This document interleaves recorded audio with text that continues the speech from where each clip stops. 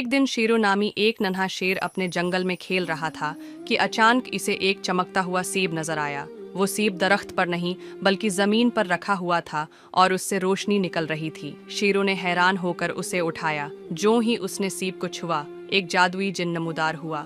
जिन ने कहा, शेरो, तुमने जादुई सेब को छूकर मुझे आज़ाद किया है। अब मैं तुम्हारी 3 ख्वाहिशें पूरी करूंगा। शेरो बहुत खुश हुआ और बोला, मेरी पहली ख्वाहिश है कि मैं उड़ सकूं। जिन ने छुड़ी घुमाई और शेरों के कांधों पर खूबसूरत परों का जोड़ा आ गया। वो आसमान में उड़ने लगा। फिर शेरों ने कहा, मेरी दूसरी ख्वाहिश है कि पूरा जंगल खुशहाल हो जाए। जिन ने फिर से जादू किया और सारा जंगल हरा भरा फलों से भरा हुआ हो गया। तमाम जानवर खुशी से झूमने लगे।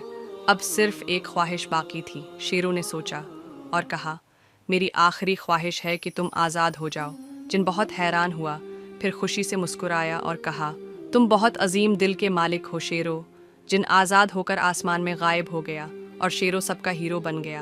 अखलाकी सबक, दूसरों के लिए अच्छा सोचो, नेकी कभी रायगा नहीं जाती।